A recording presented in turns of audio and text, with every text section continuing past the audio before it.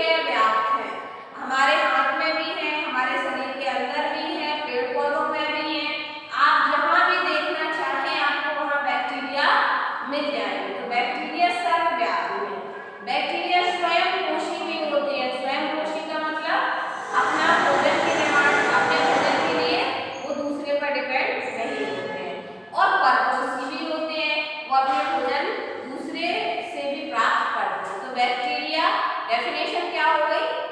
ऐसे सूक्ष्म जीव जो संरचना में गोल चपटे तथा छर्गाकार के होते हैं। ये अपने भोजन के ये परपोषी तथा स्वयंपोषी होते हैं।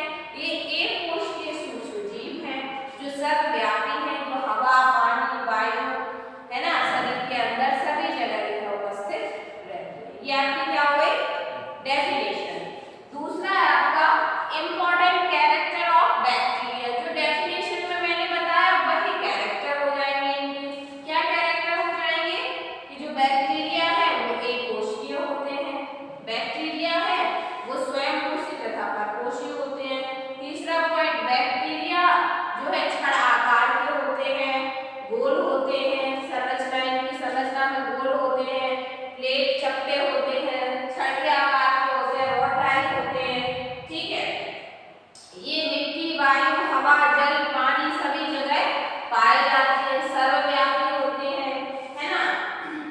ये आकार में कितने होते हैं? 0.5 से 2.5 में होते हैं। इन्हें हम नॉर्मल नर आंखों से नहीं देख सकते, इतने छोटे हैं। अगर हमें तो अब सर्वव्यापी बता तो हमें सभी जगह दिखने चाहिए, लेकिन ये क्या है, बहुत आकार में बहुत छोटे होते हैं, इसलिए हम इनको क्या बोलते हैं? सर्वव्यापी बोलते हैं। इनकी जो एक सेल है वो सेल वॉल पाई जाती है, एक दृढ़ सेल्यूलोज की बनी सेल वॉल पाई जाती है। ठीक है, ये विभिन्न आकार के होते हैं। ठीक है, अकार्बनिक नाइट्रोजन द्वारा संपूर्ण अमीनो एसिड संश्लेषण की क्षमता इनमें पाई जाती है। ये स्वतंत्र केंद्रक का अभाव होता है, इनमें जो स्वतंत्र केंद्रक होता है वो अभाव होता है। इसके जो जैसे मान लीजिए ये बैक्टीरिया है तो इसके ऊपर एक दृढ़ सेल्यूलोज की बनी जो है वो परत पाई जाती है। समझ आ गया इतना? जो डेफिनेशन है वो उसी के थोड़े से कैरेक्टर को और बढ़ा देंगे तो वो इम्पोर्टेंट कैरेक्टर बन जाएंगे। थर्ड पॉइंट है क्लासिफिकेशन ऑफ बैक्टीरिया। देखिए इससे क्वेश्चन आपका पूछा जाता है, क्लासिफिकेशन ऑफ बैक्टीरिया। एग्जामिनर आपसे कह देगा कि जो बैक्टीरिया है शेप के आधार पर बैक्टीरिया के प्रकार कितने हैं।